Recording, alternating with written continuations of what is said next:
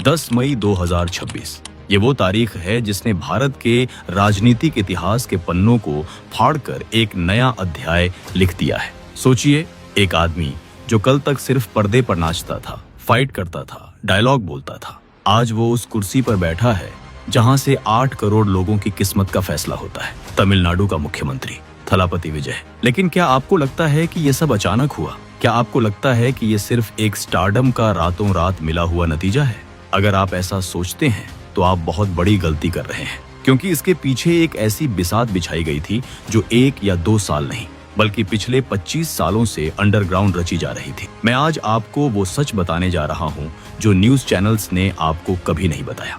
वो mastermind strategy जिसने 50 साल पुरानी सत्ता की जड़ों को महज 2 साल में उखाड़ फेंका। लेकिन ये सिर्फ शुरुआत है। असली शॉकिंग पार्ट तो वो है जो 4 मई 2026 की रात को हुआ था, जब बहुमत के आंकड़े से विजय दूर रह गए थे। वहां बंद कमरों के अंधेरे में ऐसा क्या हुआ जिसने रातों रात पूरा गेम पलट दिया? कार्थिक के बारे में सोचिए। कार्थिक कोई बड़ा सफेदपोश नेता नहीं है। वो मदुरै की चिलचिलाती धूप में ऑटो चलाने वाला एक आम लड़का है। साल 2015 की चेन्नई बाढ़ आपको याद है? जब पूरा शहर खौफनाक पानी में डूब रहा था, जब सरकार की मशीनरी हांफने लगी थी, तब कार्थिक ने अपनी छोटी सी नौकरी, अपनी जान और अपना घर दांव पर लगाकर इस सिस्टम से लड़ने की ठानी। वो गले तक भरे गंदे पानी में उतरकर लोगों तक खाना और दवाइयां पहुंचा रहा था। क्या कार्थिक को उस वक्त पता था कि वो असल में एक राजनीतिक सेना का हिस्सा बन रहा है? बिल्कुल नहीं। वो ये सब किसी विधायक या मंत्री के लिए नहीं कर रहा था। वो ये कर रहा था विजय मक्कल इयक्कम के लिए, अपने थलापति के एक इशारे पर। और यही विजय की सबसे बड़ी, सबसे खामोश और सबसे खतरनाक चाल थी। 1990 के दशक से ही, जब विजय सिर्फ एक उभरते हुए एक्टर थे, उन्होंने चुपचाप अपने फैंस को एक खूंखार कैडर में बदलना शुरू कर दिया था। ब्लड डोनेशन कैंप्स, बाढ़ राहत, गरीब बच्चों की पढ़ाई, ये सिर्फ समाज सेवा के लिए खींची गई तस्वीरें नहीं थीं। ये एक अंडरग्राउंड पॉलिटिकल नेटवर्क था जो पूरे तमिलनाडु की नसों में किसी साइलेंट वायरस की तरह फैल रहा था। एक ऐसी फौज तैयार हो रही थी जो बिना किसी लालच, बिना किसी स्वार्थ के, सिर्फ अपने हीरो के एक शब्द पर अपनी जान देने को तैयार थी। मीडिया को लगा कि ये सिर्फ दीवाने फैंस हैं जो अपने स्टार की फिल्म के पोस्टर पर दूध चढ़ाते हैं, पर असल में बंद कमरों के पीछे यही फैंस बूथ लेवल के वर्कर बन रहे थे। ये एक ऐसा साइलेंट ऑपरेशन था जिसकी भनक सत्ता के नशे में चूर पुराने नेताओं को कभी नहीं लगी। लेकिन क्या राजनीति में कदम रखना इतना आसान होता है? क्या आप बस एक दिन सोकर उठते हैं और कहते हैं कि मैं चुनाव लड़ूंगा? 2 फरवरी 2024 ये वो दिन था जब एक खामोश धमाका हुआ। तमिलगा वेत्री कड़गम या TVK का जन्म। जब पार्टी लॉन्च हुई तो पूरे देश की मीडिया की नजरें विजय पर टिक गईं। सबको लगा कि अब विजय 2024 का लोकसभा चुनाव लड़ेंगे और दिल्ली में अपनी धमक दिखाएंगे। लेकिन विजय ने आते ही एक ऐसा फैसला लिया जिसने दिल्ली से लेकर चेन्नई तक सबके दिमाग को सुन्न कर दिया। उन्होंने 2024 का चुनाव लड़ने से साफ इनकार कर दिया। राजनीतिक पंडितों ने टीवी पर चीख कर कहा कि विजय डर गए हैं। उन्हें लगा कि पहली ही बार में हार का खौफ विजय को पीछे खींच रहा है। सत्ता पक्ष के नेताओं ने तंज कसा कि ये सिर्फ एक कागजी शेर है। लेकिन क्या सच में ऐसा था? नहीं।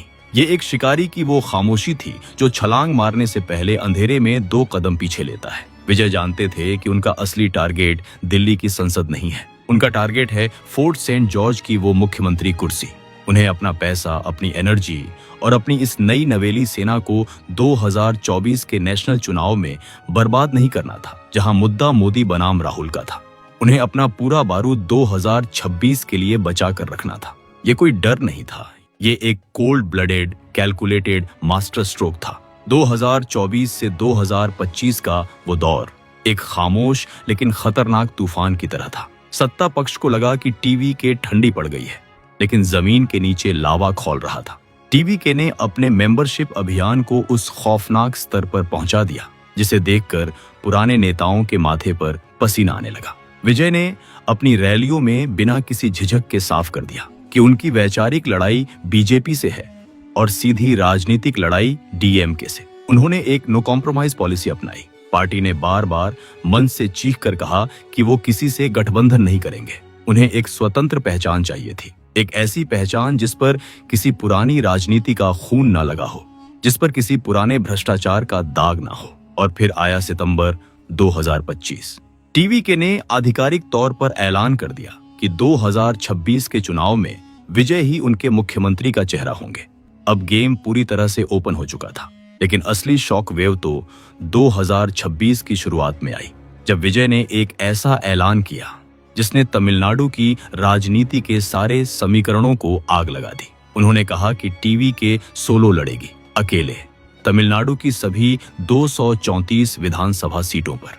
तमिलनाडु के इतिहास में जहां बिना बड़े गठबंधनों के एक पत्ता भी नहीं हिलता, जहां पार्टियां 5-5 सीटों के लिए एक दूसरे के सामने गिड़गिड़ाती हैं, वहां एक महज 2 साल पुरानी पार्टी का अकेले चुनाव लड़ना शुद्ध पागलपन लग रहा था।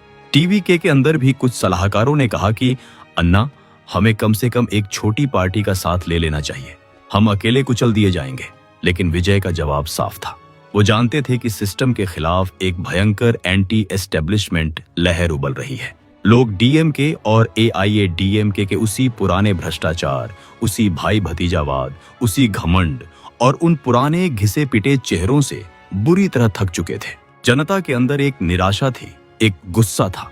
विजय को वो वैकल्पिक चेहरा बनना था जो किसी के आगे नहीं झुका। अगर वो गठबंधन करते तो वो भी उसी भ्रष्ट सिस्टम का हिस्सा मान लिए जाते। उन्हें एक मसीहा की तरह उभरना था, और मसीहा कभी बैसाखियों के सहारे नहीं चलते। 30 मार्च 2026 टीवीके के उम्मीदवारों की लिस्ट सामने आती है और विजय खुद 2 सबसे खतरनाक और महत्वपूर्ण सीटों से मैदान में उतरते हैं, चेन्नई की पेरम्बूर और तिरुचिरापल्ली ईस्ट। ये कोई सुरक्षित सीटें नहीं थीं जहां से कोई भी बड़ा नेता आराम से जीत जाए। ये वो रणभूमियां थीं जहां हारने का रिस्क सबसे ज्यादा था और विपक्ष सबसे ताकतवर। कैंपेन शुरू होता है। सड़कों पर ऐसा हुजूम जो तमिलनाडु ने एमजीआर के बाद शायद कभी नहीं देखा। रैलियों में लाखों की भीड़। लेकिन एक सेकंड, अगर आपको लगता है कि इस भीड़ में सिर्फ विजय के फैंस थे जो उनके फिल्मी डायलॉग सुनने आए थे, तो आप फिर से गलत हैं। विजय के भाषणों में वो घिसा पिटा फिल्मी ड्रामा नहीं था। उन्होंने अपनी फिल्मों के पंच डायलॉग नहीं मारे। उनकी आंखों में एक अलग तरह की आग थी, एक डार्क, सीरियस इंटेंसिटी। उन्होंने सीधा सिस्टम की नसों पर वार किया। उन्होंने करप्शन के आंकड़े गिनाए।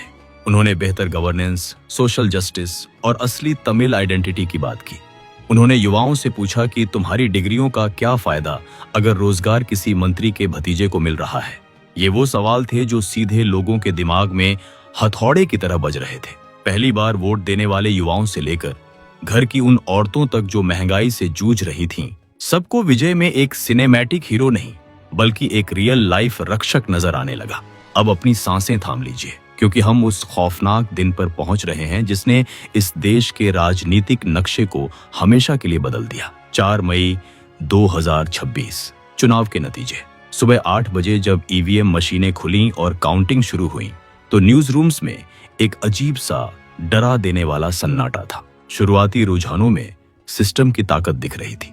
डीएमके अपने पुराने गड्ढों में आगे चल रही थी। टीवीके के दफ्तर में सन्नाटा पसरने लगा था। क्या विजय का सोलो लड़ने का जुआ फेल हो गया? क्या वो सिर्फ एक और फ्लॉप पॉलिटिकल एक्सपेरिमेंट बनकर रह जाएंगे? लेकिन जैसे जैसे दिन चढ़ा, दोपहर के 12 बजे, 2 बजे, 4 बजे, ईवीएम मशीनें एक अलग ही कहानी उगलने लगी। टीवीके का ग्राफ अचानक से किसी रॉकेट की तरह ऊपर भागने लगा। वो सीटें जहां डीएमके और एआईएडीएमके के दिग्गज खड़े थे, वहां टीवीके के अनजान युवा उम्मीदवार लीड करने लगे। मदुरै, कोयम्बटूर, चेन्नई के कुछ इलाके, हर जगह टीवीके का झंडा लहरने लगा। 10, 30, 50, 80 और शाम होते होते जो आंकड़ा इलेक्शन कमीशन की स्क्रीन पर फ्लैश हुआ, उसने पूरे देश की राजनीति में भूचाल ला दिया। टीवीके को 108 सीटें मिली। दशकों तक सत्ता पर राज करने वाली शक्तिशाली डीएमके 59 पर सिमट कर रह गई और एआईएडीएमके 47 पर। टीवीके सबसे बड़ी पार्टी बन चुकी थी।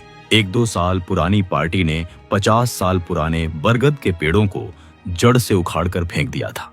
सड़कों पर आतिशबाजी शुरू हो गई। फैंस खुशी से रो रहे थे। लेकिन रुकिए, क्या आपने इस पूरी कहानी में सबसे अहम गणित पर ध्यान दिया? अगर आप जोश में होश खो चुके हैं तो मैं आपको याद दिला दूं। तमिलनाडु विधानसभा में कुल 234 सीटें हैं। सरकार बनाने के लिए मुख्यमंत्री की कुर्सी तक पहुंचने के लिए जो जादुई आंकड़ा चाहिए वो है 118 सीटें। बहुमत का आंकड़ा 118 और टीवी के पास कितनी थी? सिर्फ 108। 10 सीटों की कमी, सिर्फ 10 सीटें। और यहीं से शुरू हुआ तमिलनाडु की राजनीति का सबसे डार्क, सबसे सस्पेंसफुल और सबसे क्रूड चैप्टर। वो 48 घंटे जिनके बारे में कोई खुलकर बात नहीं करना चाहता। 4 मई की वो रात जब सड़कों पर टीवी के कार्यकर्ता जश्न मना रहे थे, तब चेन्नई के बड़े बड़े 5 स्टार होटलों के बंद कमरों में धुएं और अंधेरे के बीच एक अलग ही खौफनाक खेल चल रहा था। खुफिया मीटिंग्स का दौर शुरू हो गया। फोन कॉल्स टैप होने के डर से सिग्नल और टेलीग्राम पर बात की जा रही थी। विपक्ष चीख चीख कर आरोप लगाने लगा कि हॉर्स ट्रेडिंग यानी विधायकों की खरीद फरोख्त हो रही है। हवा में अफवाहें तैरने लगीं कि करोड़ों के सूटकेस इधर से उधर हो रहे हैं। एक एक निर्दलीय और छोटी पार्टियों के विधायकों की कीमत करोड़ों में लगाई जा रही थी। मीडिया में बवाल मच गया। एंकर्स चिल्लाने लगे कि क्या विजय भी उसी गंदी करप्ट राजनीति का हिस्सा बन गए हैं जिसे मिटाने का वादा करके वो आए थे? क्या उनकी वो क्लीन इमेज, वो आम आदमी का मसीहा वाली छवि सिर्फ एक दिखावा थी? क्या विजय भी सत्ता के लालच में, मुख्यमंत्री की उस कुर्सी के लालच में बिक गए? अगर विजय ने 10 विधायकों को खरीद लिया तो वो डीएमके या किसी और भ्रष्ट पार्टी से अलग कैसे हुए?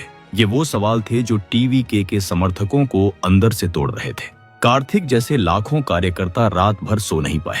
क्या उनका हीरो भी विलेन बन गया था? लेकिन तभी पर्दे के पीछे शतरंज की एक और बिसात बिछाई जा रही थी। एक ऐसा मास्टर स्ट्रोक जिसे किसी ने नहीं देखा। कांग्रेस, सीपीआई, सीपीएम और वीसी के जैसे राजनीतिक दलों के रणनीतिकार बंद कमरों में पसीना बहा रहे थे।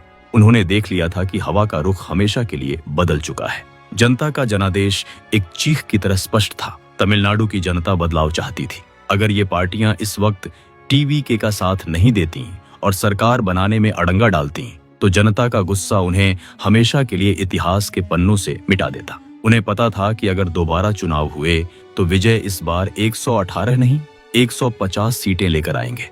और फिर 6 मई की सुबह रातों रात एक प्रेस कॉन्फ्रेंस बुलाई गई, बिना किसी शर्त के, या शायद बंद कमरों में तय हुई उन छिपी हुई डार्क शर्तों पर जो कभी आम जनता के सामने नहीं आएंगी। इन पार्टियों ने आधिकारिक तौर पर टीवी को अपना समर्थन दे दिया।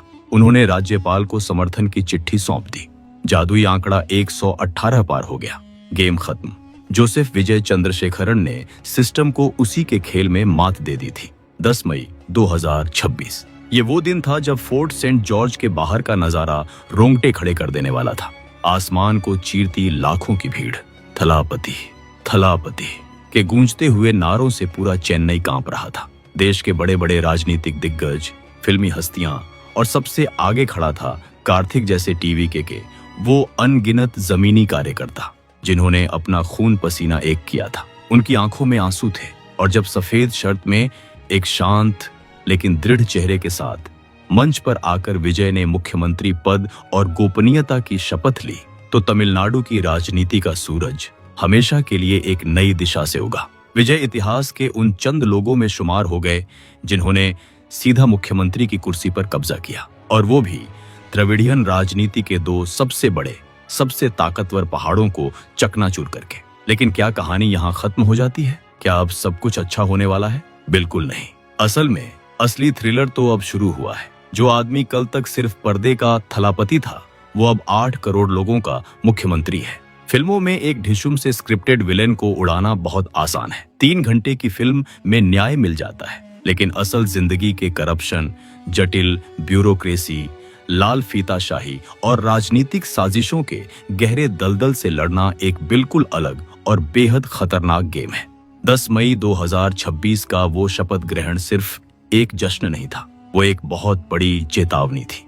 भारत के हर उस राजनेता के लिए चेतावनी जो दिल्ली या राज्यों की राजधानियों के एसी कमरों में बैठकर ये सोचता है कि जनता बेवकूफ है और सत्ता सिर्फ उनकी बपौती है। विजय ने साबित कर दिया कि अगर आपके पास नीयत है और एक खामोश लेकिन खूंखार रणनीति है तो किसी भी अभेद्य किले को भेदा जा सकता है। लेकिन याद रखिए, सत्ता पाना असली जीत नहीं है। उस सत्ता की कुर्सी पर बैठकर उस ताकत को पचाना और अपनी जनता के साथ इंसाफ करना असली जीत है।